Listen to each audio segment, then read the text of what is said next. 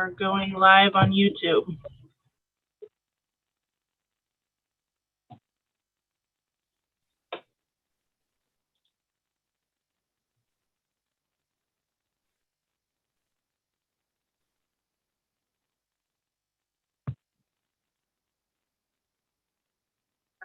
Are going live on YouTube.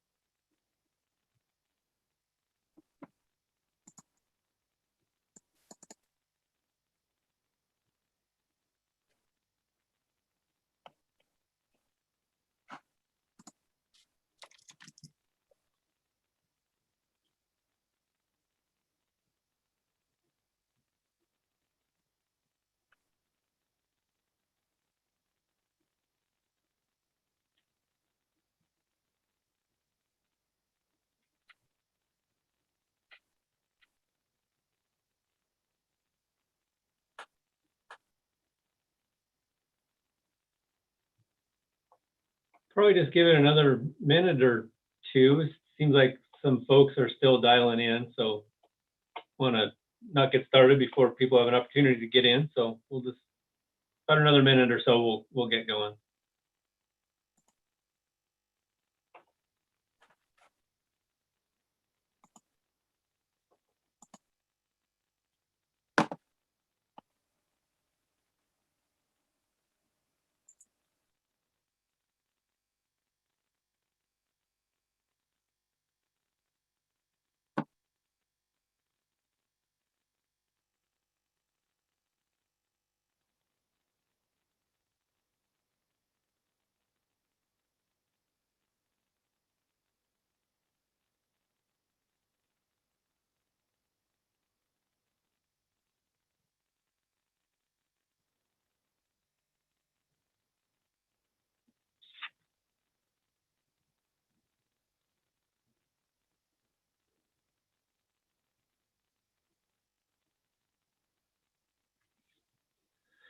All right, well, I want to be sensitive to everybody's time, so it's about 4 after, so I think we'll start moving forward here and get going on the presentation.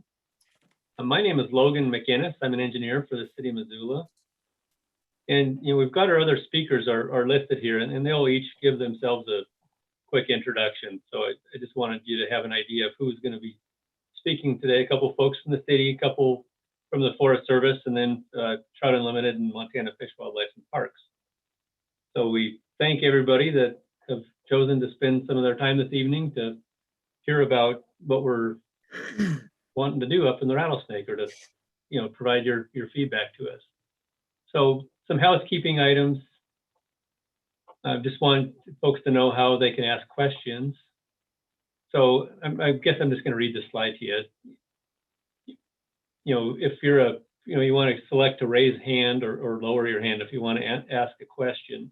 This is if you're on a computer or laptop.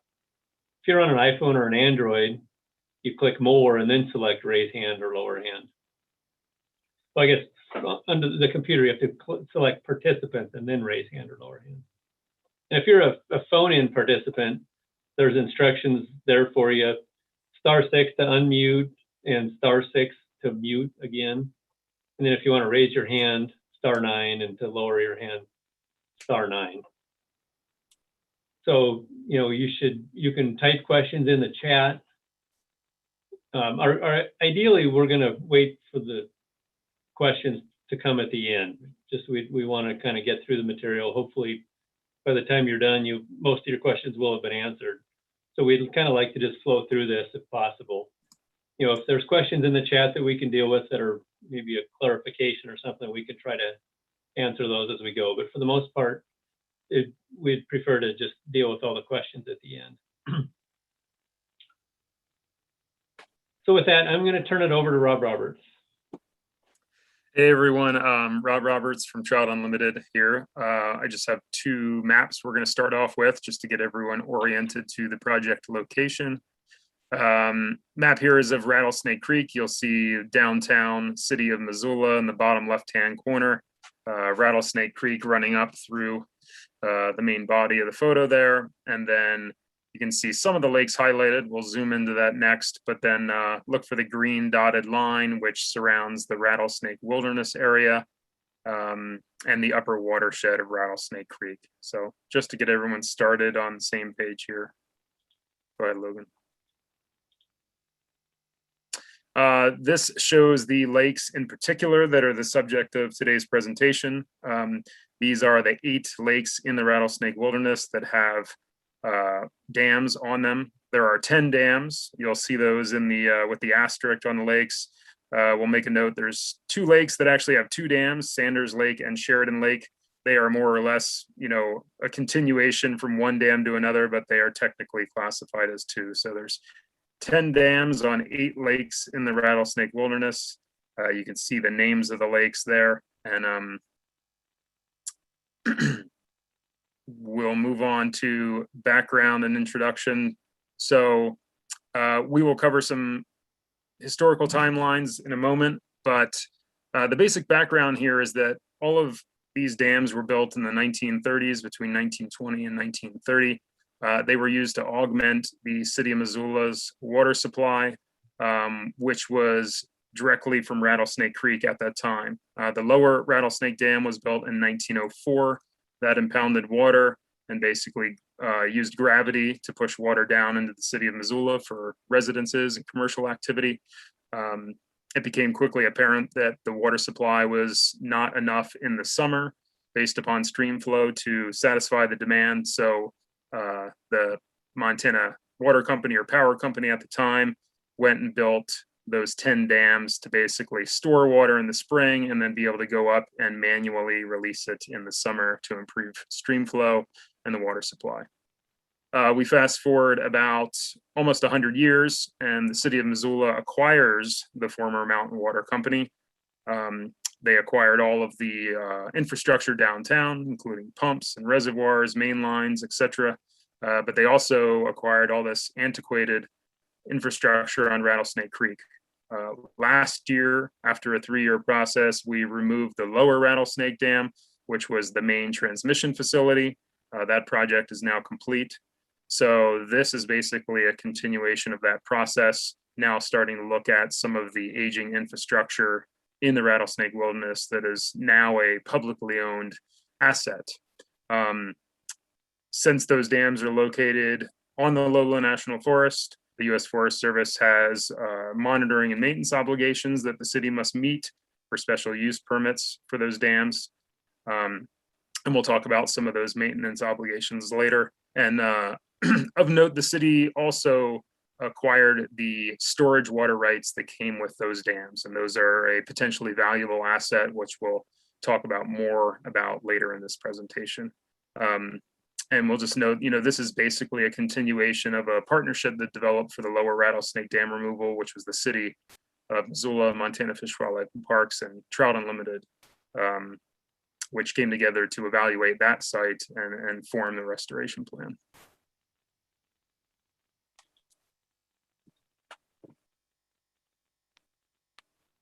Morgan Valiant will present the next couple slides.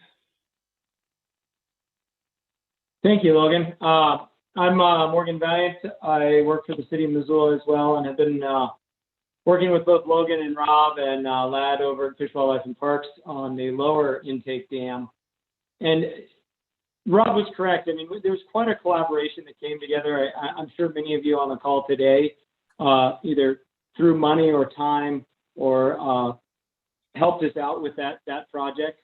And it really was one thing that was really essential for that project was just really good collaboration on a holistic vision for the site. And that is something we really hope to carry with this project up into the wilderness. And so as we start to assess the situation up there and develop community plans for what to do with these assets, we really are going to be looking at the full spectrum, the full value of this infrastructure and or lack of value, and making really sound decisions on what to do. And so, I think this is really the start of this project. I mean, we've got a lot of information to provide with to folks today, but this really is the start of our visioning process and reaching out to the public to get their input. By the fact that these are now owned by the city of Missoula or managed by the city of Missoula, we have a unique opportunity to come up with a community vision for what to do with these wilderness dams that considers those valuable water rights, really addresses that site restoration, talks about considers public recreation and the fisheries and public safety and liability. So trying to hit all those things that really made that lower intake dam project a huge success. And to do that, we kind of fleshed out a few goals. And those goals have kind of developed over time based on some studies that we've done, based on the collaborative efforts that we had around that lower intake dam, and then have expanded to include some things that are really pretty wilderness specific. None of these goals are more important than the other. The very first one, I think no one's going to be surprised that managing a dam is expensive. Managing one in a wilderness area is even more expensive. There's a fair amount of work that has to be done on these dams every year. And so there's ongoing operation costs. As city stewards of these lakes and these dams and this infrastructure, we really do want to we want to really consider base operation and what makes sense as far as maintenance in the long run, to make sure that we're not just passing on a big obligation or burden to taxpayers or ratepayers. Goal number two, obviously we have safety standards that need to be met and hazards that need to be avoided. We have, regulatory agency requirements that need to be satisfied. And that is regardless of whether or not the dams stay or whether or not they go, whether or not we maintain them into perpetuity. There are always going to be requirements that we need to follow.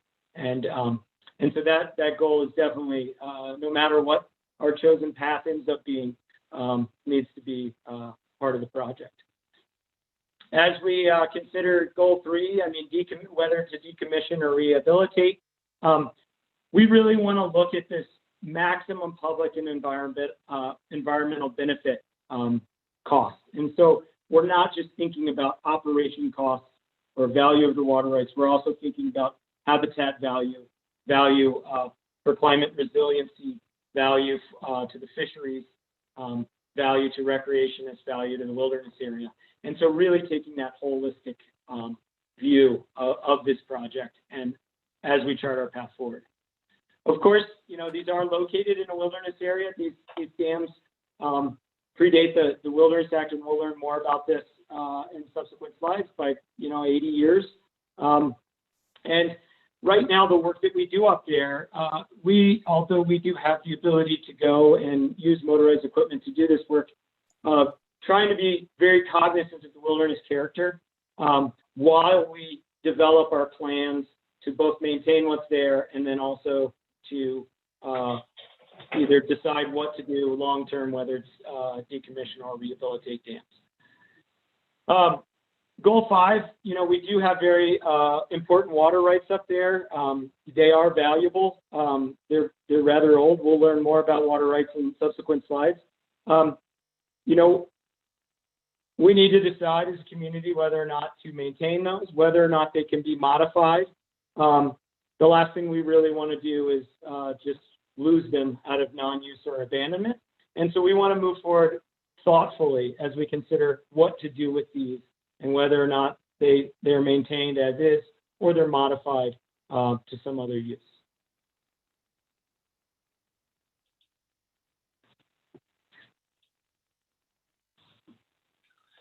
This is Logan McInnes again, engineer for the City Public Works.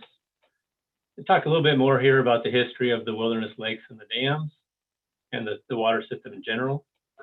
So 1871, Warden and Higgins set up the first water plant on Rattlesnake Creek to serve Missoula residents. It became known as Missoula Waterworks and Milling Company. And as noted, by 1900, the demand for water was frequently exceeded the availability. And Rob had already touched on that earlier. So they went ahead and constructed the water storage facilities on small 8 reservoirs in the Wrangell Creek and Lake Creek basins and the headwaters of Rattlesnake Creek. And from 1911 to 1921, a series of dams were built on the natural lakes so that it was possible to store 820 million gallons of water. The dams vary in height from 8 to 20 feet and are built of dirt and reinforced with wooden crib rock-filled centers.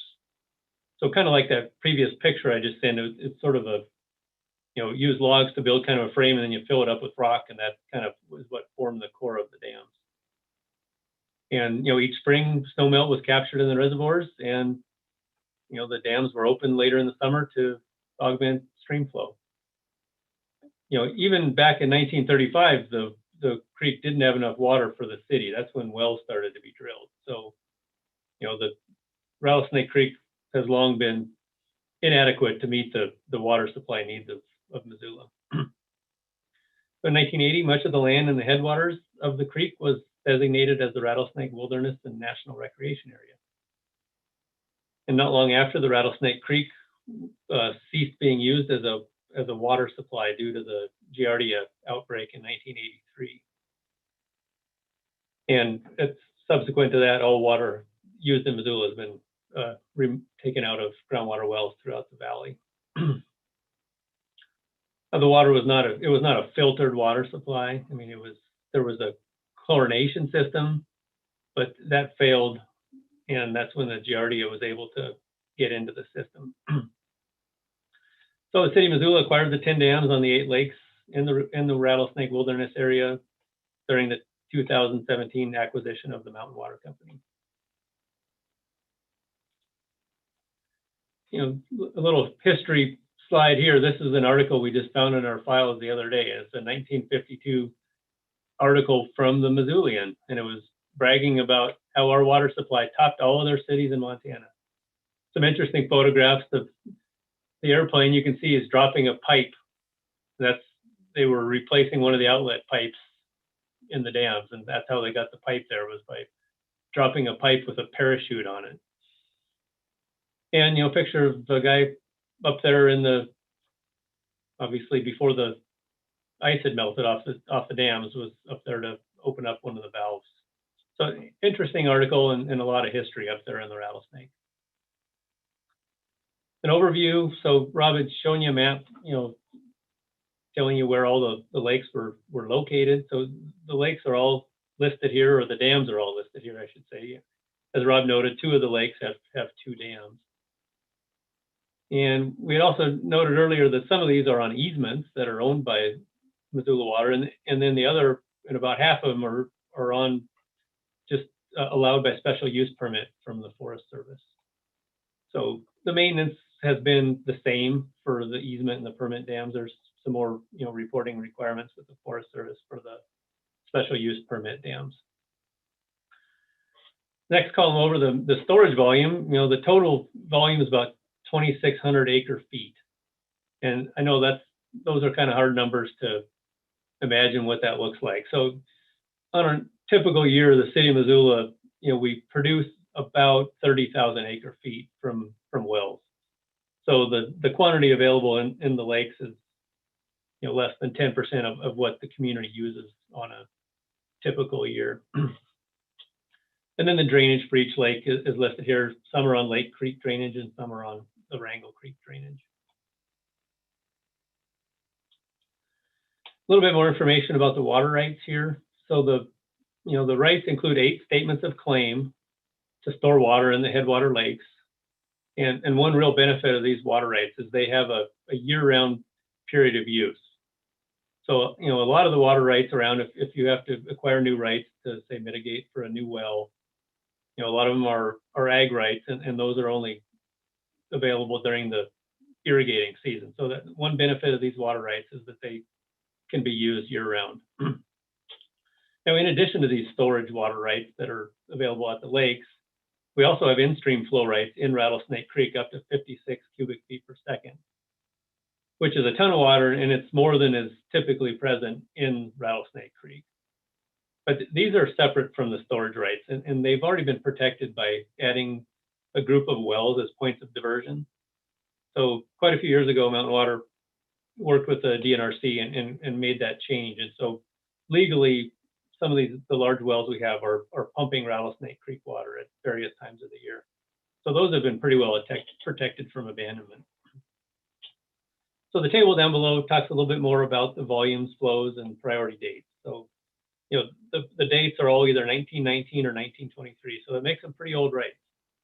So definitely valuable from that standpoint, just because they are older than some of the big rights in the Clark Fork, like the Avista rights.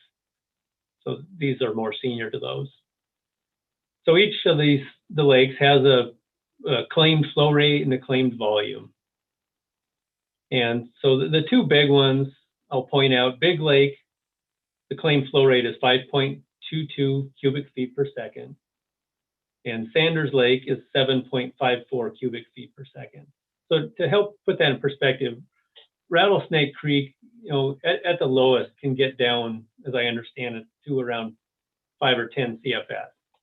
So, you know, the flow that's available in these lakes has the capability to really add significantly to the flows in Rattlesnake Creek at the right time of year. So then the volumes, as I mentioned, it was about 2,600 acre feet total. So, you know, Big Lake and Sanders Lake, if you look at those, they total to more than 1,500 acre feet. So well over half of the total volume that we have a right to store is in those 2 lakes, and they also have the largest permitted flow rate. So it's hard to picture what these acre footages and CFS numbers mean. So the last column is to try to help put that in perspective a little bit. So Big Lake, if you open it up at the permitted flow rate of 5.22 CFS, it would flow for 60 days. So, you know, that gives you some idea that just that one lake, if you have, you know, critical temperatures in a month or 2 in the summer in Rattlesnake Creek, in a real low year, you could effectively double the flow during those critical months. And Sanders Lake, even more. I mean, it allows you to flow about 7.5 CFS So, that also would run about 2 months. So, a real potentially great opportunity for being able to help maintain stream flows in Rattlesnake Creek during those critical times of the year. Just a few photos of the wilderness lakes for folks that haven't been up there before. This is Carter Lake in the upper left, picture of the dam and the spillway. You can see the spillway over there. There's been some erosion, so you can see there's a corduroy structure that's been constructed in the spillway to stop erosion. All these lakes have some sort of visible man-made features. This is a walkway that would be used to access the outlet structure. Just about all the outlet structures are on the uphill side, and there's a dam. You have to get access to the valve out in the water, so that's kind of why you would have this ramp to get out there to open that the valve. McKinley Lake Dam, lower left. This is one that we think would be a pretty good candidate for decommissioning. There's some erosion issues that are fairly significant that we all think is a priority to look at for a decommissioning type project. And then the lower right picture is Sanders. That's kind of my personal favorite. It sits on top of this large cliff. It's just a beautiful setting. And that kind of gives you an idea of what 900 acre feet of water looks like. So with that, I'm going to turn it over to Robin Germain from the Forest Service, and she can introduce herself. All right, thank you, Logan. Good evening, everybody. Like Logan said, my name is Robin Germain. I'm a realty specialist and the permit administrator for special use authorizations on the Lola National Forest. So I work for District Ranger Jen Hensick, and I'm just going to be given a brief summary this evening of kind of the difference from the Forest Service's perspective or our involvement with both the easement dams and the permit dams that you've heard the city referring to, as well as our role kind of moving through this process with the city of Missoula. So I'll quickly run through some things. Some of these have kind of briefly been described already, but to reiterate, starting with the easement dams, like Logan and Rob have said, there's 5 dams currently under an easement that was issued back in 1979 from the Montana Power Company to the Montana Water Company. So when the Forest Service acquired these lands, they were subject to those easements that were already in place. The easements specifically granted the right to use, maintain, reconstruct, operate, and remove those earthen dams under easement. In terms of the safety oversight on the easement dams specifically, they don't fall under regulatory authority of the Forest Service. Therefore, the Forest Service doesn't require the inspections and maintenance on those easement dams. So moving forward, the regulatory authority on those easement dams actually falls to the Montana Department of Natural Resources and Conservation.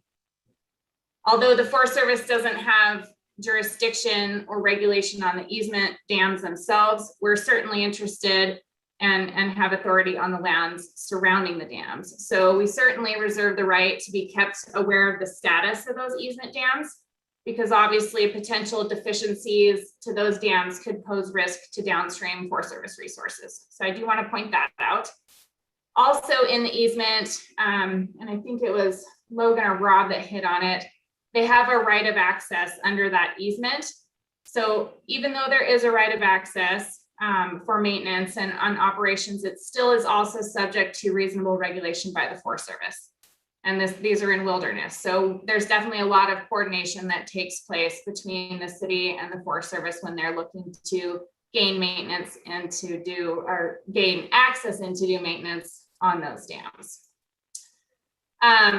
Also, I would just want to point out on the easement dams that depending on what the proposed actions are moving forward, actions that would affect lands outside of the easement areas and have impacts to National Forest System lands and resources, obviously require the involvement of the Forest Service. And so we'll be involved moving forward, analyzing the effects on those proposed actions and probably applying some terms and conditions or resource protection measures moving forward. If I move on to the permit dams, 5 dams are currently under one special use authorization, and that's issued by the Lola National Forest, and therefore those ones are actually regulated by the Forest Service. The permit, opposed to the easement, authorizes only the operation and maintenance of the dams and not reconstruction, removal, or decommissioning. So the big difference there is definitely a new decision is going to be required if permit dams are being proposed to be fully reconstructed or decommissioned moving forward. In terms of the safety oversight on the permit dams, the permit that the Forest Service has in place with the city requires the holder, the city of Missoula, to conduct hazard assessments on all 5 of those dams under permit. They do that with a qualified engineer, and then we're required to review and approve those hazard assessments. So I guess the take home there is we don't have the regulatory authority or safety oversight on the easements, but the Forest Service is the enforcer on the permit dams to ensure that guidelines and safety standards are met on those particular dams. And I think what I want to highlight most on the permit dams is that for action taken on these, the Forest Service is actually the authorizing agency on all proposed actions that are authorized and implemented on national forest system lands. So the Forest Service will be the lead agency as we work through, once we receive a proposal, as we work through that NEPA process and the final determination on whatever the selected action is. Now, we certainly may use a third-party contractor to assist with that analysis, but the Forest Service is going to be engaged throughout. And then really what I kind of want to end with for my part here tonight is it's been great that the city has been communicating and engaging with the Forest Service for the last several years since they acquired these. And so we have an idea of what they're looking at proposing, but we really haven't, we haven't officially received their final proposed action yet or proposal on what they want to do. And so as the lead agency, once that proposal is received, our formal process will kick in once we receive the written proposal from the city. So then we'll really be able to, from the Forest Service's perspective, have a good understanding of the scope and scale of what they're proposing to do, look at what the primary concerns are going to be from the Forest Service's perspective. At that point, we'll be able to work with the city to determine the appropriate level of analysis that's going to best suit this project, and then kind of work through what the planning and implementation timelines are going to look like. And then I guess I would just end with, as we enter our formal process from the Forest Service's side of things, there's definitely going to be more and more opportunity for public participation. And we'll definitely identify those opportunities and announce them, and just ask that folks that are interested stay engaged and provide input as we work through that process. So that's all I have for this evening. I just want to say thanks to the city for including the Forest Service in on this public forum, and I'll turn it over to Katie Notek.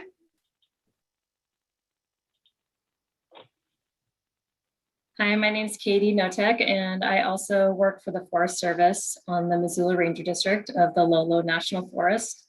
And I am the wilderness manager for the Rattlesnake Wilderness. And we wanted to share with you tonight the applicable wilderness legislation for this project. So 40 years ago, in October of 1980, an act was passed designating both the Rattlesnake National Recreation Area and the wilderness area. And section 1 of that act states right at the beginning, certain lands on the Lolo National Forest in Montana have high value for watershed, water storage, wildlife habitat, primitive recreation, historical, scientific, ecological, and educational purposes.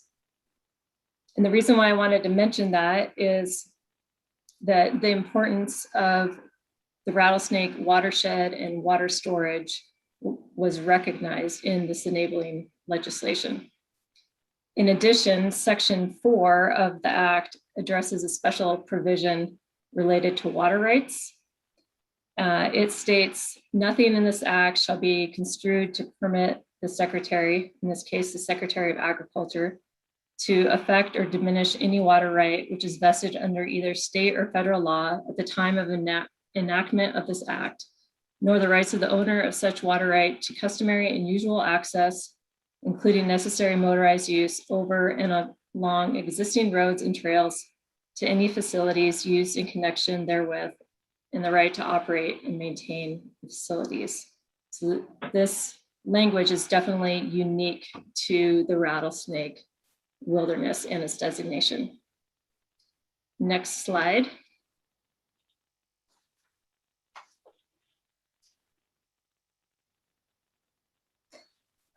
So in addition to the Act of 1980 specific to the rattlesnake, we also follow the direction of the Wilderness Act of 1964 in stewardship of the Rattlesnake Wilderness Area.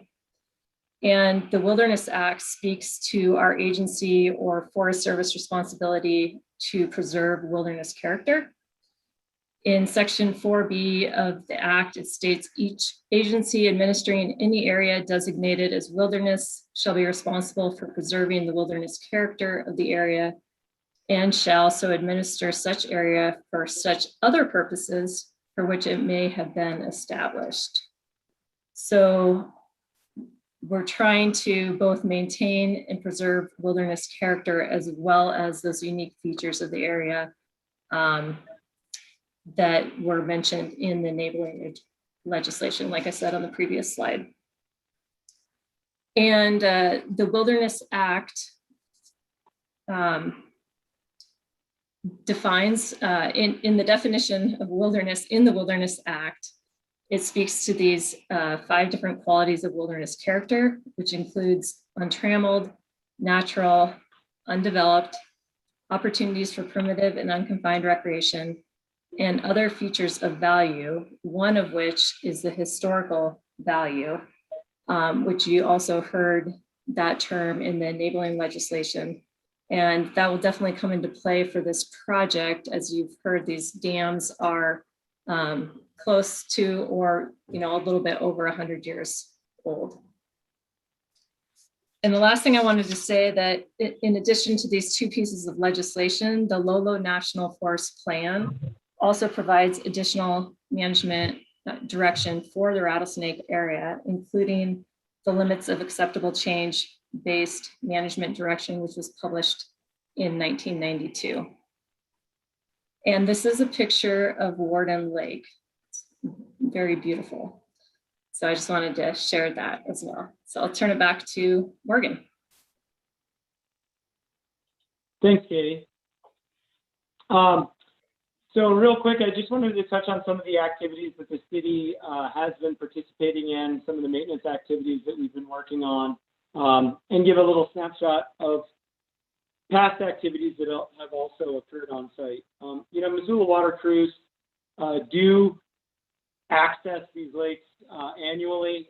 They have obligations to check for safety hazards and to do basic maintenance as per their operations plan.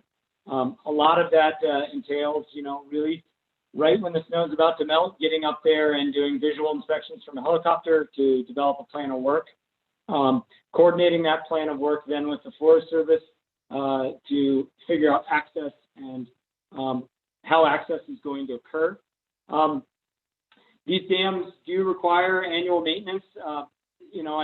Most commonly removing blockages from spillways. Usually, if there's major blockages, getting in there and doing it before big spring runoff and snow melt, so that there's not a dam failure or a blockage in those spillways. Certainly doing periodic removal of woody vegetation growing on the dam. A lot of this work has traditionally been done by Montana Conservation Corps crews using all manual labor. Occasionally some power tools are employed. But the majority of the time, we really try to stick to traditional means of moving earth and clearing vegetation off those dams. It's worth noting that, the dams, and you'll see from those pictures, I mean, they are old. These log crypt structures that Logan mentions are deteriorating. The pipes are degrading. Several of the outlet structures are not really fully functional anymore. They're kind of locked in the open position. And so there is a significant level, I would say, of higher maintenance that really needs to occur to bring them up to some standards.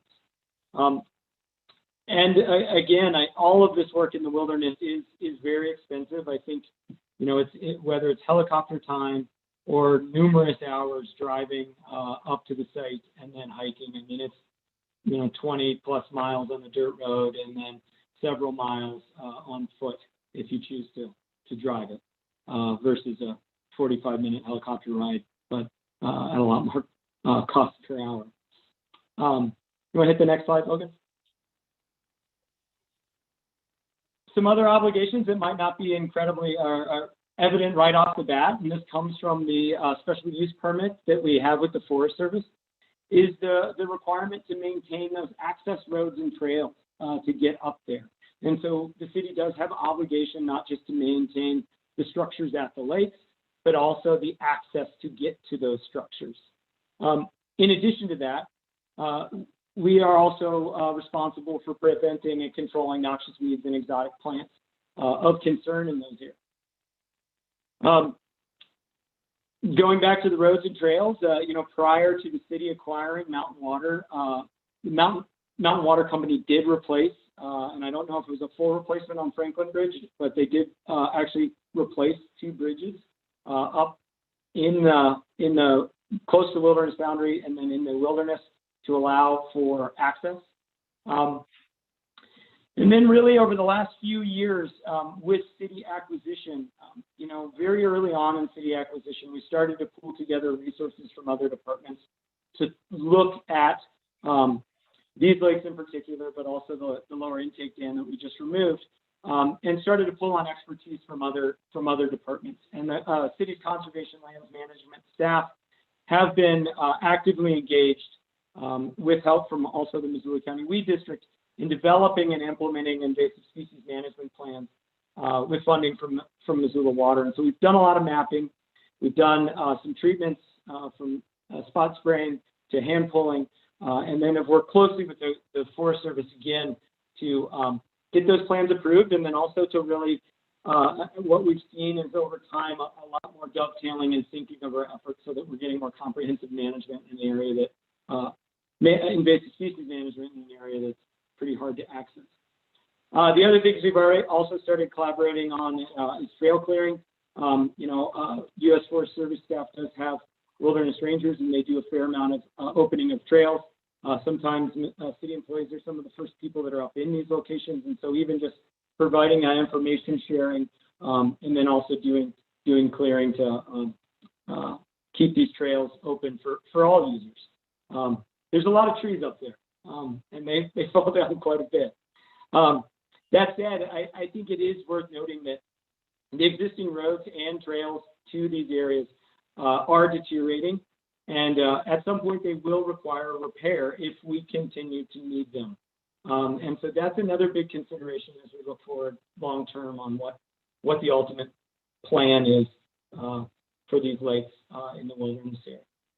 And I think it's often overlooked. I mean, we think a lot about how much time it takes to do the work up there, but it takes just as much, if not more, time to coordinate that work. And so I think as we look at overall cost of maintaining those sites, it's worth noting that both on the city and on the Forest Service side, there's a significant amount of time just preparing those operating and maintenance plans, coordinating that annual work, doing those year-end reports, and this is certainly something worth considering as well. We've also been doing a bit of data collection in addition to invasive species. We've done some initial vegetation surveys on some of the, we're ready. On some of these lakes. Very recently, we did a full floristic inventory of McKinley Lake, mapped all vascular species growing on the dam. We're really interested in understanding what species of concern or any threatened endangered species that might be on these structures. This, again, is all part of starting to develop a better understanding of these areas so that we can really make informed decisions. McKinley Lake, we found some non-native species, but everything up there else was pretty common. This is certainly, we do need to do more surveys like this. We did also a preliminary assessment of vegetation along Little Lake. Little Lake actually did have a clogged spillway that ended up resulting in a breach of the lake, and so it is actually at its historic level. The picture on the lower 2 pictures are of Little Lake at its current level and arguably its historic level. And in 1996, when that breach occurred, it hasn't really filled back up to the level that it was maintained at in the past. And so you can see on that lower left-hand corner picture, we've got pre-1996 vegetation and level, and then this natural regeneration that's occurring. This is another big question we had is, as we take management actions, if we do start removing dams, what level of restoration needs to be done around the bathtub rings that might be there? And so we were able to start doing some of that preliminary survey on Little Lake. This is a bit of a opportunity to a bit of a case study. We did find a species of concern, whitebark pine, and then a small stone crop that were growing actively natural or establishing in that band around the lake. And so in addition to all that, we've also done that 3 seasons of mapping invasive species and some treatments. With that, I think we're going to turn it over and start talking a bit about, reptiles amphibians. I forgot about this. The other thing we had an opportunity to do, we have on our city's open space, one initiative we've been doing is trying to get a better understanding of the use of some of our smaller critters on some of these lands around the Missoula Valley. We did have a reptile and amphibian researcher on board in 2019 and 2020, and we did some preliminary surveys of the lakes to really start to look, specifically at amphibians, which worldwide are kind of tanking. Their populations are not doing well, and so getting an understanding of what was up there and whether or not there were breeding populations in any of these lakes. We saw no evidence of amphibian breeding occurring in the impounded lakes. They're a little steep, they're a little deep, there's not a lot of shallows. When we compared that to other areas, like the slides on the top are actually natural. There's a ton of lakes and ponds up there. I think this is Roosevelt Lake, which is just below McKinley Lake. It was just it was just crawling with reptiles and amphibians. There was a ton of breeding going on at that natural lake compared to the impounded lake just above it. And with that, I think we're turning it over to Lad to talk about some fisheries.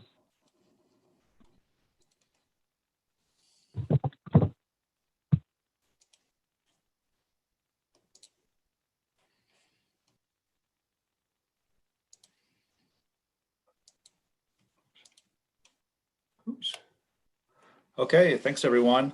Lad Notek with Montana Fish, Wildlife and Parks. I'm a fisheries biologist based out of Missoula.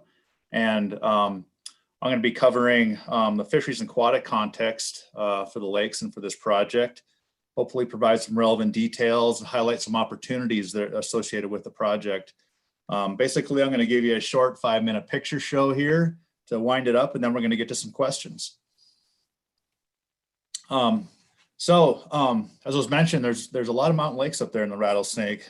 There's more than 45 that are greater than an acre surface area. All these are assumed to be fishless historically. In 2005 to 2010, we surveyed all these lakes, and essentially what we found is that about 1/3 of them have trout in them. A lot more than that were stocked historically, like in the 1980s, give or take, and they haven't been stocked since. And so there's an exception there in the upper end of Gold Creek in the West Fork, but as far as the main stem rattlesnake lakes we're talking about, they haven't been stocked in decades. And so in terms of lakes, there's just some more pictures for you. This is Glacier Lake. This is one of the lakes that has the impoundment associated with it.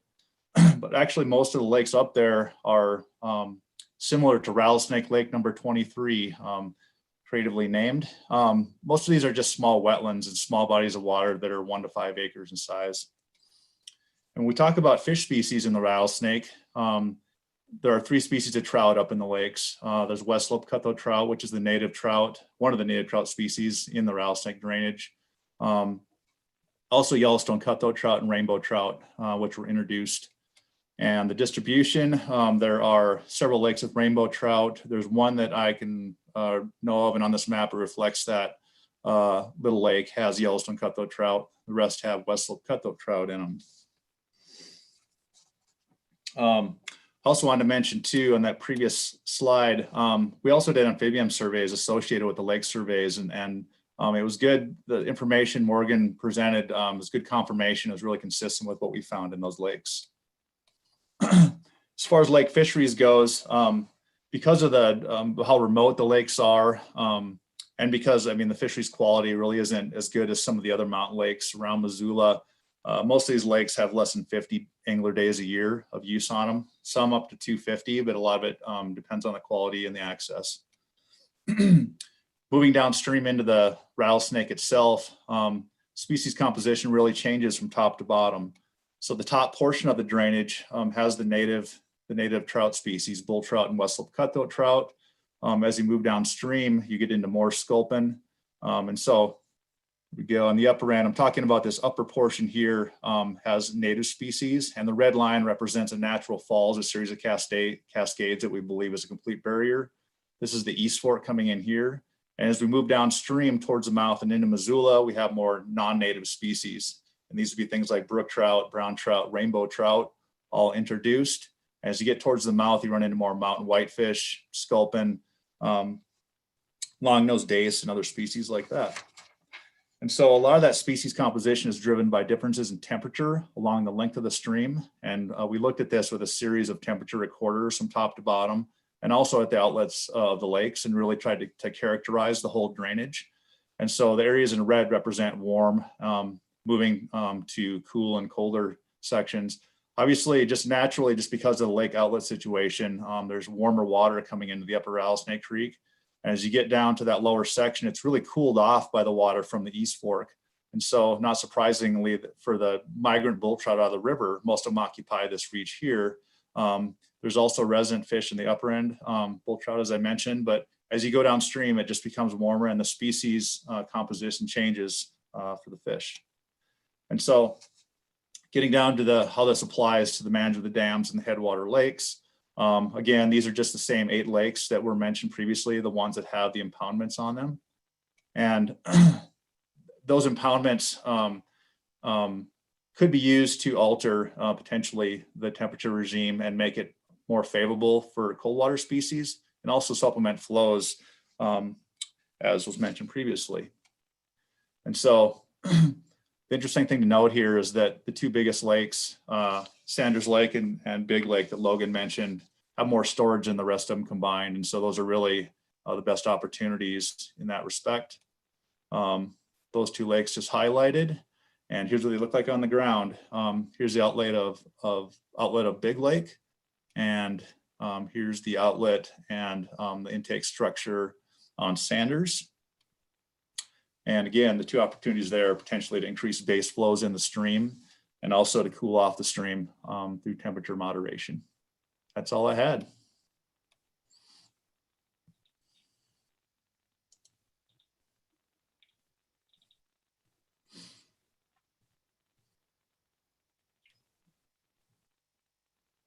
Okay, just a few more slides. Thanks everybody for hanging with us here.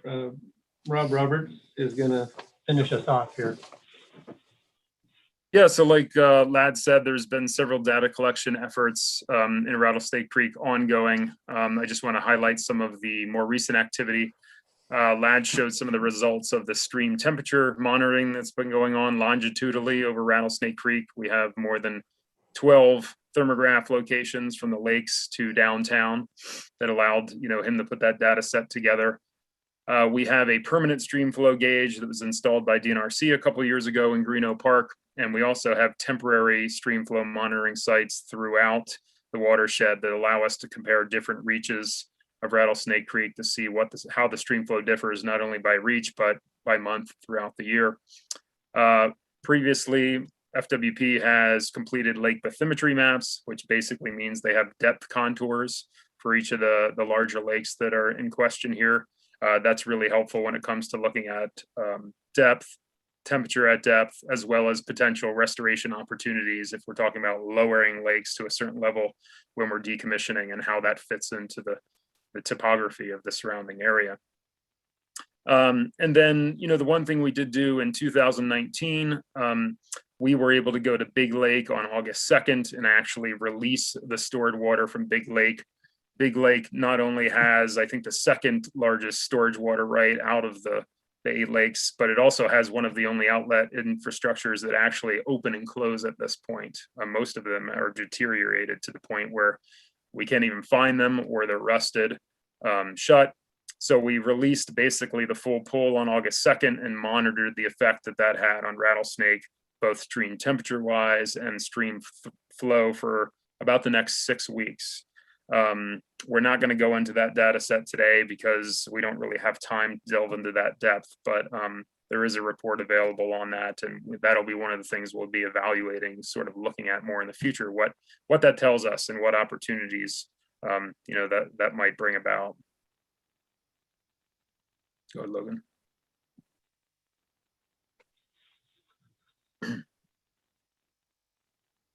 So we just wanted to talk about, we use these terms decommissioning and rehabilitation and just really what that means. And these are very boilerplate type of plans here, but we wanted to give people some context. So decommissioning basically means that the dam or the dam embankment is removed or breached to its full depth, which means down to basically the natural contour prior to dam construction. You can also partially breach a dam, which means, partially remove part of the dam, depending on certain factors, as well as, historical context, how much of the dam should be saved to preserve historical integrity, as well as things like I mentioned, the depth contour and the opportunity to reconnect wetlands or, lower the dam to a certain depth that makes sense based upon the setting. What people call a stable breach or a stable decommissioning basically means that outlet from the dam, the new stream channel could route 100-year or larger flood event. So, every once in 100 years, you would pass so much water that would be called a 100-year flood. And a plan should be able to accommodate that amount of water without causing excessive erosion or safety issues. And basically, in this very boilerplate scenario, any material removed from the dam would be blended into that surrounding landscape where it makes most sense and fits in with the rest of the reservoir footprint. Go ahead, Logan. Rehabilitation is a general term for repairing a dam, and bringing it up to Forest Service standards, which means, meeting safety standards, meeting geotechnical standards. This could vary based upon the different dam and what the issues are. The city has annual maintenance and inspection responsibilities, so they know what issues there are at each of the 10 dams in the wilderness, and therefore what would need to be fixed to bring it into standards. Some of them have seepage coming through the dam and the toe that shows up at the bottom of the dam, which means that there's water passing through the dam, potentially causing issues with stability. Others have problems with the pipe outlet and water passing around the pipe, piping around it, causing potential failure mechanisms. And then there are many different issues with outlet valves and the towers to access and the walkways that are either in disrepair, falling in, or completely non-existent at this point. And then basically you can see these photos on the right. This is just an example of one type of rehabilitation, which is basically taking an old dam that was likely a rock crib, an earthen dam, and installing a geomembrane liner on the reservoir side to cut down on seepage and improve stability. Go ahead. One thing that we have referenced before and which is available on the Engage Missoula site is the 2018 Rattlesnake Dam feasibility study. That was a contracted effort by which a consultant took all of the information that the city had about the dams, past inspection and maintenance reports, information on water rights, and looked at a couple different scenarios for either rehabilitation or decommissioning based upon those very basic plans that I just presented, and tried to come up with some cost estimates looking at capital costs, life cycle costs, and then some very rudimentary cost benefit analysis. You can see this table here. It lists all of the 8 lakes. And what's most important, I think, to look at here is one, the rehabilitation cost, which is the second column. And then you can move over to the 7th column, I think, which is decommissioning. And you can see the cost comparison between decommissioning and/or rehabilitation. I'll give you an example. Big Lake, which we talked about, The estimated rehabilitation cost is 1.3 million to repair the dam, bring it up to standards and maintain it in the long term. Now, the cost estimate to decommission the dam down to that, that full breach scenario would be about $400,000. And so what I look at here is, a very simple way to think about this is if the city were to rehabilitate every dam in the wilderness, you would add up that column there and you're looking at, roughly $7 million, which is a lot of money. If they were to decommission every dam in the wilderness, you're looking at something like more like 1.2 some odd million dollars. So, there's a big basic cost difference there. This table also lists the existing storage capacity in acre feet. And it gives a rank based upon increasing storage, decommissioning, or rehabilitation. And to really understand those rankings, you'd have to go into that feasibility study and read those sections and see what the analysis is. I don't think we have time to go into that too heavily now. But I think, the point here is that the consultants that developed this plan basically came up with a conclusion that most of the dams in the wilderness should probably be decommissioned because it's really not worthwhile in the long term to try and maintain those dams, maintain those water rights, given the cost that might be involved, not only the capital cost, but the long-term maintenance cost. The other thing that they concluded was that there may be an opportunity to rehabilitate 1, 2, or 3 dams that have the largest water storage volume, and those are Big Lake, Sanders Lake, and Glacier Lake. As Ladd mentioned earlier, Big Lake and Sanders together contain about 65% of all the water rights in the Rattlesnake Wilderness alone.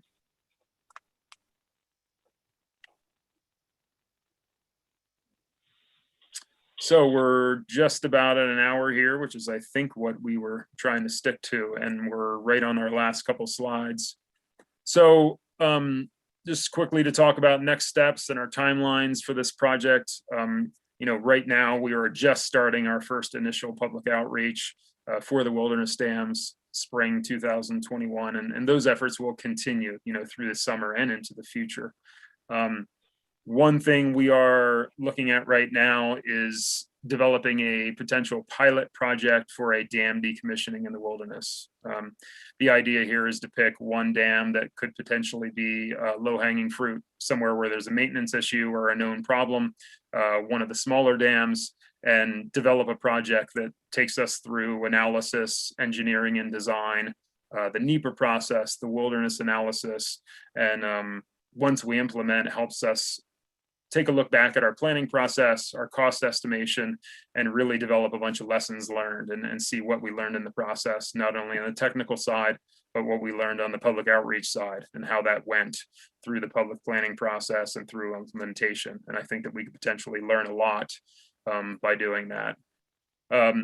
We have a lot of data collection left to do, regardless of where this goes, both in terms of eventual dam decommissioning and any potential dam rehabilitation projects. The Missoula Water has some firms looking at the water rights and doing further water rights analysis. We are also further investigating, we have topographic surveys to do to complete some of our survey information on all the dams in the wilderness. And we have further information we need to collect to see whether, we truly understand potential effects of water releases and water storage on stream flow and stream temperature to see whether that's something that's cost efficient and worthwhile in the long term. Whatever we do, if we develop a pilot project, we're still talking a couple of years in the making. By the time we go through environmental and historical compliance, we go through the planning and permitting process and go all the way through final engineering design and bidding and contracting. So this is a timeline surely subject to change, but I think the best possibility right now is that if we do pick one project for a pilot decommissioning, that could potentially happen in the field season of 2023. Go ahead. I'll take this one since I'm going. The Rattlesnake Wilderness Dams Engage Missoula site, the link is listed at the top. That has further information. It has the feasibility study. And it also has other pictures and other resources that might be of interest. I believe it will also have a recording of this presentation and a PDF of the presentation if you want to watch it again, or send that to someone else who wasn't able to be here today. And then we do have a survey, a public comment form and survey that'll be available on that site. And I believe that will be open for roughly 30 days. Missoula Parks and Recreation will be running that process, and there will be a handful of questions about what the public thinks about goals for this project and some of the information we presented during the presentation today. So I hope if you have time that you'll provide that feedback and fill out that survey. So that comes to the end of our presentation. Just wanted to put this slide back up so you can be reminded how to ask a question if you want to ask a question for either folks on computers, on iPhones or Androids, or if you're a dial-in participant. So Katie and Lori are going to help us kind of take questions as they come in, if there are any.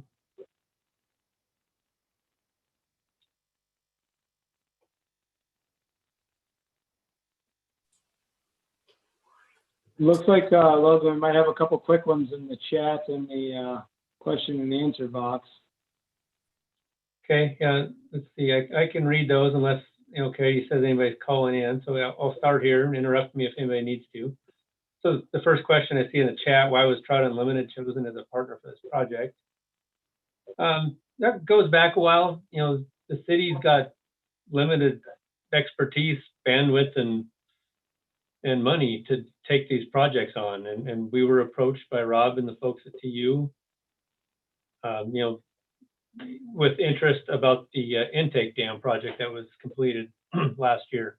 So, they were really kind of the energy behind the move to get this done. So, we ended up entering into a memorandum of understanding between, the city and Fish, Wildlife and Parks and TU. and Rob and folks at TU just did a great job, moving that project forward and bringing lots of different funding sources. And I just think this, there's no way the city could have gotten that project done in the time frame it got done. So it was sort of a logical segue moving into the wilderness dams. I mean, the team did such a great job taking care of the intake dam. It just made sense to continue that relationship. TU's got lots of fundraising capabilities and expertise. And so that's kind of where that came from. The next things in chat are really comments. And so I don't think I'm going to read them. We'll make sure they get into the record, I guess. So I appreciate the comments that some folks have left. Vicki Watson, I guess, pointing out some information. Big and Sanders are literally the biggest lakes. Little Lake is larger than Glacier, she pointed out. So I guess any other follow-ups, Vicki, you can ask a question. So that's everything in the chat so far. There's a couple things in the Q&A, which I guess I'm just going to keep going here. The question: will the rattlesnake be open to fishing upstream of where the dam was? I think I'm going to ask Ladd to answer that question. Okay, that's actually a pretty common question from people that we've been taking for the past couple of years since the lower dam project was kind of initiated. The short answer to that is it's going to be resolved in probably one of the options in the next couple regulation cycles, but we certainly are not going to do anything until the vegetation is established, until that site is ready to accommodate some public use down there. And so just a little bit of history there. That section of Rattlesnake Creek was closed originally because of the Giardia issue, and at that time Mountain Water Company I think requested it. It was left in place more recently because those areas are so important for spawning bull trout and cutthroat trout and other trout species that are providing recruitment to the Clark Fork. And so, the last thing we want is those spawners getting a lot of pressure right on the edge of Missoula. And so, but I fully expect there'll be a proposal to address that, and it'll go through the Fish, Wildlife and Parks Commission is the context of where it'll be entertained. Thanks, Ladd. The next question I see in the Q&A section is, the question is, I am sensing a strong preference for decommissioning of all except for maybe the largest lakes among many parties in this presentation. Is this accurate?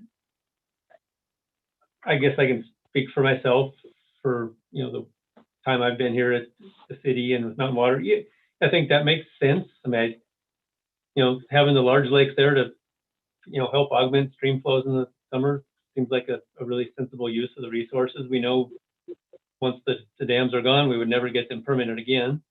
So it seems to make sense, to save a couple of the largest ones, and, some of the smaller ones decommissioning, it doesn't make sense to reconstruct or rehabilitate some of those small dams. Just the bang for the buck just is not there. Very expensive to reconstruct, and you don't get, that large a quantity of water at the end of the day. So speaking for myself, I would agree with that question. Obviously, anybody on the team that wants to weigh in is welcome to. We truly care what the public has to say about this. So we've tried to be, cautious.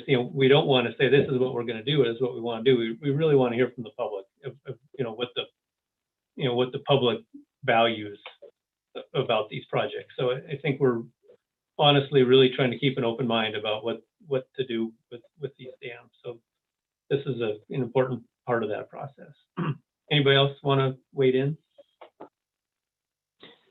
I'll pop in there, Logan. I totally agree. I mean, I think what we've really done and what I've seen, and as someone, you were with Mountain Water Company before the city's acquisition, so you've had a longer history working in with these lakes. From someone who's only been involved for the last 3 years, was with the city at the time of acquisition.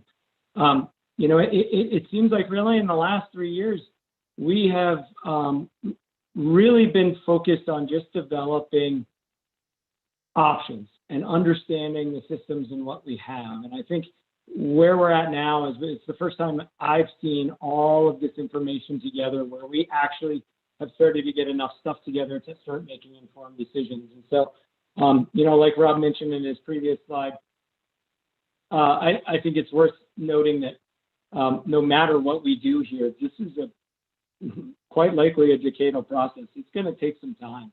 And so starting to decide what's best for the community, what's best for the resources, what's best for taxpayers, and what's best for the environment are all important things. And this is really our intent of starting that discussion.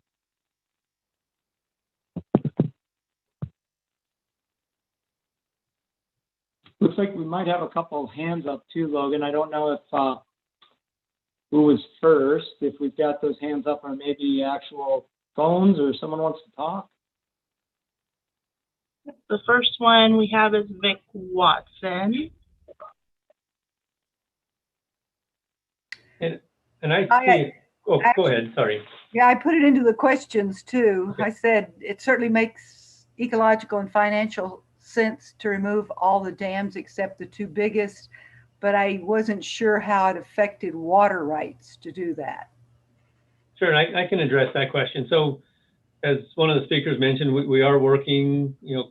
WGM is our consultant that's helping us with water rights. So, we haven't made any applications. We're still evaluating options of what to do with those. The options that seem to be the likeliest of what we would do with those water rights. And none of this has been. We've not gone to DNRC with anything because it's just the process is evolving. But it looks like the options on the table.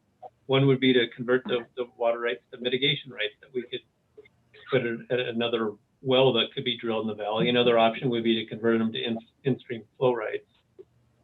So those are a couple of the options. So we don't think we're just going to lose these rights, but we don't know. It's hard to say what the future is going to be. We feel like the in-stream rights are pretty bomb-proof, that they are protected, but still working on plans for the for the lakes. And of course, we're not going to remove any lakes until we have the best information available, and we have a plan in mind for for what how we're going to process those water rate changes. I might just put a slide back up, to put these kind of in context, the cost that Rod put up, we wanted to do, well, what's the rehab cost per dollars per acre foot of water rights saved? Because, depending on what you're buying, you might be able to buy water rights for $1,000 or $1,500 an acre foot, possibly from some of the sources. So, these dollars are, for the most part, are quite a bit higher than that.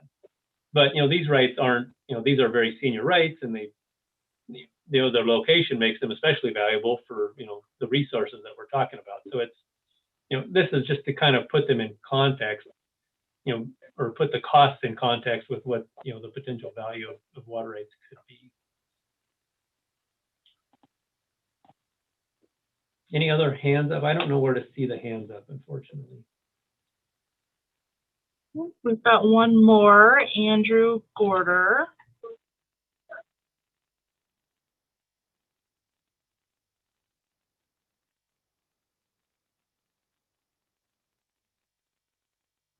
Can Andrew speak, Katie? Yep, it just, there he goes. Okay. Can you hear me? Yes. Yeah, this is Andrew Gorder with the Clark Fork Coalition, and I think you basically just answered the question. It was kind of along the same lines.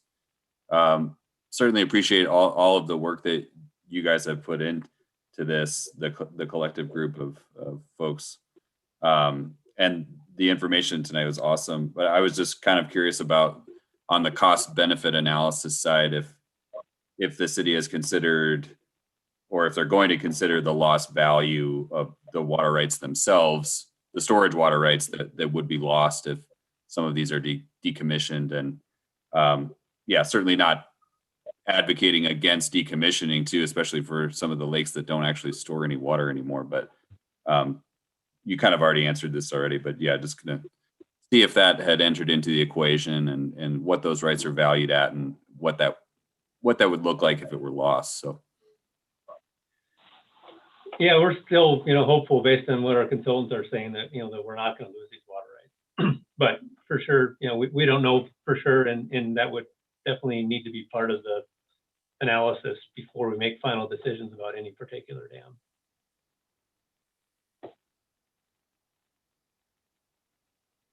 Hey, Logan, there's a question in the Q&A about Big Lake flow release. I don't know if you guys saw that.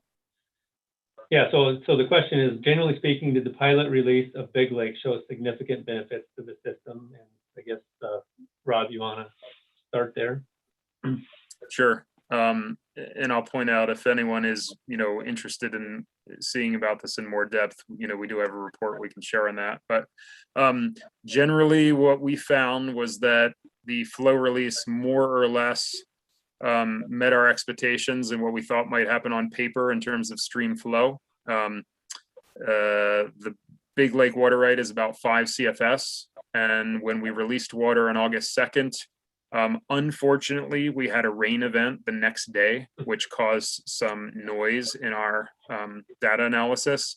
But we think that generally we got about 5 CFS of water outside of the rain event showing up at the gauge downstream near Greeno Park versus what was happening the day before, and that lasted for, I think, on the order of 3 to 4 weeks. And obviously that number attenuated over time from 5 CFS down. So, like I said, because of the rain event, we didn't have clear numbers, and that was just sort of a freak occurrence. On the stream temperature side, things got a little bit more noisy. We expected, based upon our measuring of temperature at depth in the lake, that we would see a more significant decrease in stream water temperature in Rattlesnake Creek. And actually, we saw a slight increase in Rattlesnake Creek in the upper end. And what our temperature monitoring directly at the Big Lake outlet showed is that it immediately spiked.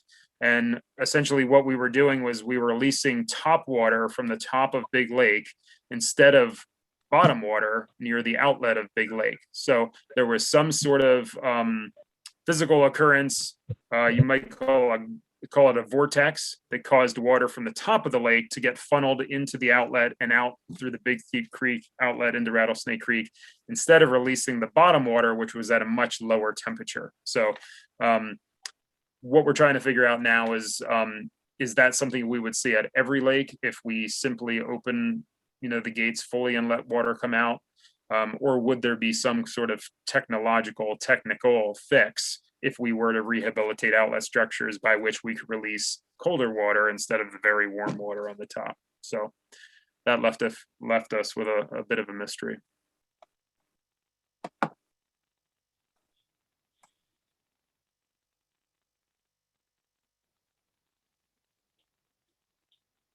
See a hand raised, Katie? Got George. Can you hear me? Yes. All right. This is George Nickus from Wilderness Watch, and thanks for this presentation. A lot of good information in there. Raises a lot of questions, which I won't go into now. A lot of concerns about what this is going to mean for the rattlesnake wilderness now and in the future. But the one question I have about what Rob was just referring to with the water temperature changes, there's sort of an assumption, I think, at least the way it's been talked about, that artificially increasing the flows in Rattlesnake Creek later in the season has some inherent benefit. But if the water, and I understand if you're trying to create a cold water fisheries, there's a benefit, but if the water coming out of the dams isn't cooling Rattlesnake Creek, is there any inherent benefit to actually artificially increasing the flows late in the season?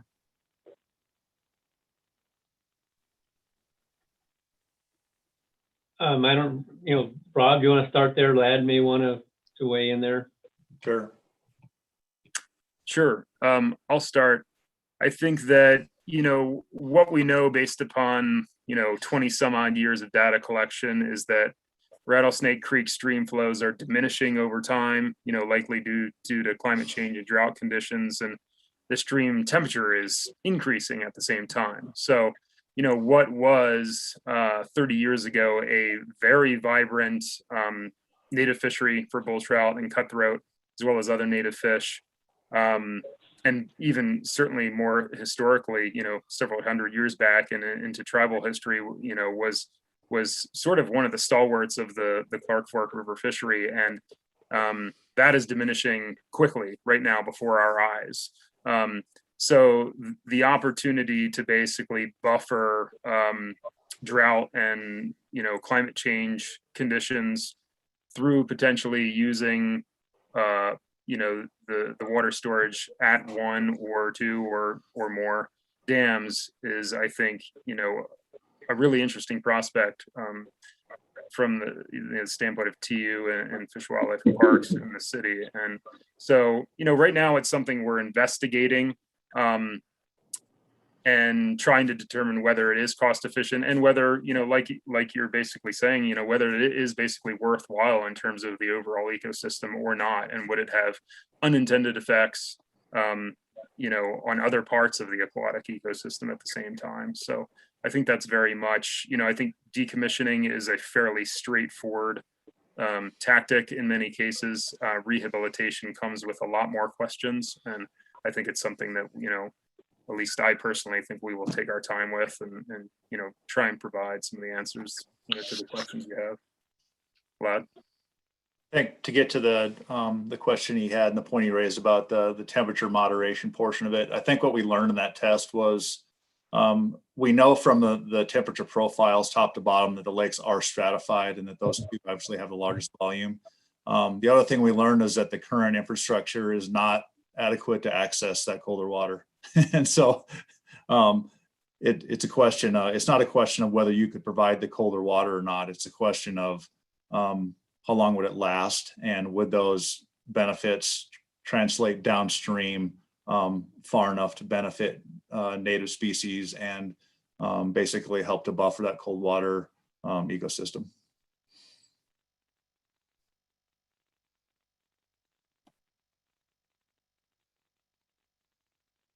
George, any follow-up questions? No, that's fine.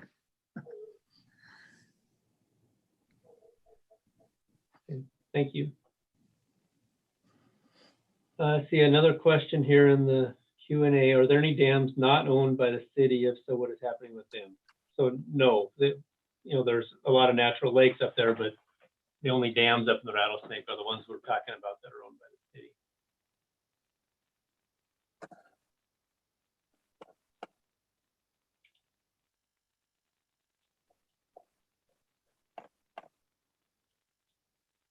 I'm not seeing any other questions. We can wait a couple minutes to see what else shows up here.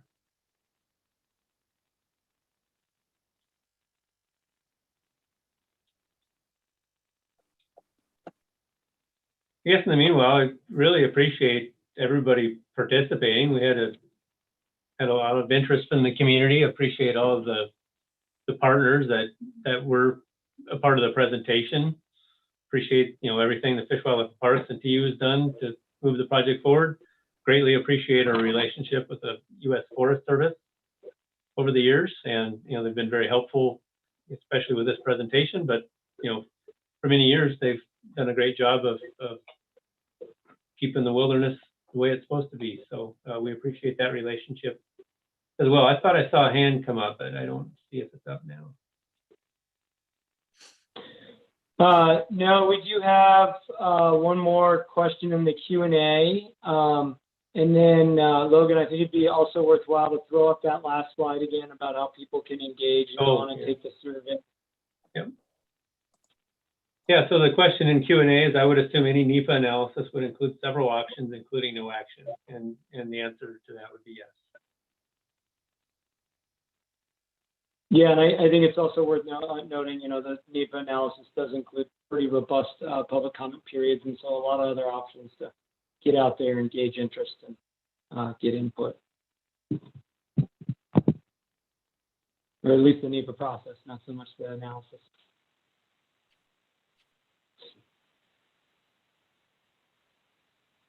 Did you see that next question pop up? Yeah. Let's see. Where will the money come from to rehab or decommission is one question I see here. So, Rob may be the best person to answer that. TU's got lots of funding partners that they can bring to a project. There's obviously some city funds in here, but, TU was really the catalyst in funding most of the lower dam removal, and they've got some funding sources, for the pilot projects we've talked about. So Rob, you want to provide some more information there? Sure. I'm sure the city folks can talk about the capital funding programs they have within the, city budgets and finances to deal with some of these projects in the future. But from a state, federal, and private side, I'll just talk about what we used at the lower Rattlesnake Dam removal as as an analog. So there is a program at Montana DNRC called the Renewable Resource Grant and Loan Program, which gives out $125,000 biannually to projects that basically fit qualifications based upon resource impacts and benefits. We got a grant through them for lower Rattlesnake Dam removal. FEMA has a hazard mitigation grant program, which actually granted a large sum of money, almost $700,000 to the lower Rattlesnake Dam removal project based upon its, removal of the dam and because of the potential for catastrophic failure at the dam based upon its age. I could see that as a possibility for some of the dams in the wilderness. And there are also several other state and private funds through private foundations, like the Open Rivers Fund, that specifically grants organizations that are working on dam removal, Patagonia Incorporation, and then some of our local businesses, sponsors and donors like Grizzly Hackle, Stockman's Bank, the Trailhead, they all donated to the lower Rattlesnake Dam removal project. So I think that, as with many of these projects, it would be sort of a mixed bag of state, federal, private funds. And I think that, a lot of these projects would probably be worthy enough that there'd be a lot of people interested in putting money into it. Yeah, one Yeah, more and thing. I think Or- Rob, oh, go ahead, Morgan, sorry.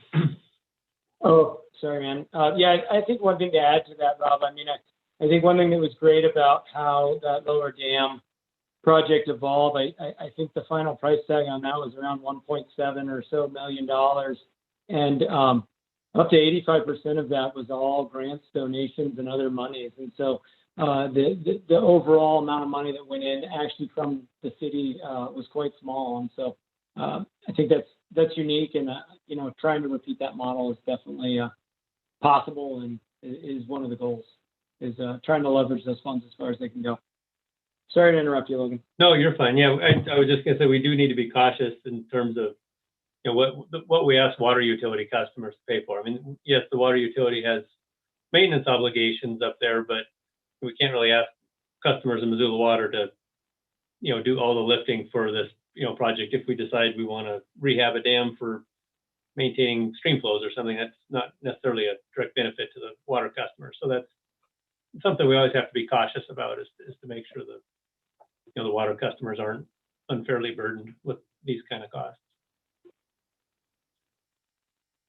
There is one more question here. Will we be hiring additional folks to help with the vegetation assessment? I think, Rob, you're probably best to answer that question too.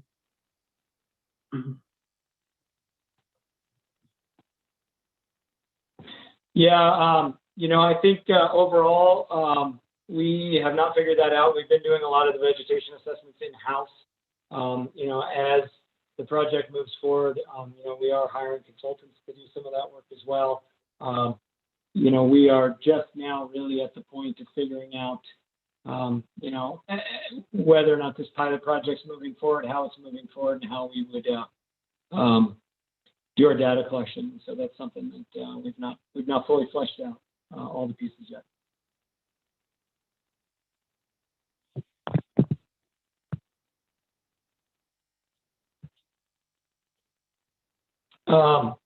I think looks like we might be winding down a little. I did want to just remind people again, thank everybody for coming out. I know we've lost some people here at the end, but please tell your friends. Please go on that Engage Missoula site. We do have a survey up there. It really is important to get that filled out. It's going to be there for a while. Getting information, obviously, it'd be great to get this information in person. And someday I know we're going to have public open houses about this again. But as we sit now, the more people we can get to go on, understand these resources that the city is managing, and start to be engaged in our processes and provide input. The more input we get, the better. There's also a great way to sign up to continue to get notifications as we have more of these meetings and more discussions and have new information that comes available. So please be sure to do that and share that link far and wide.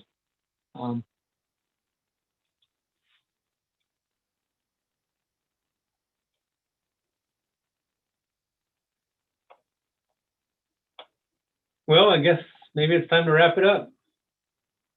So thanks again, everybody, for your time, and we'll look forward to hearing more from you.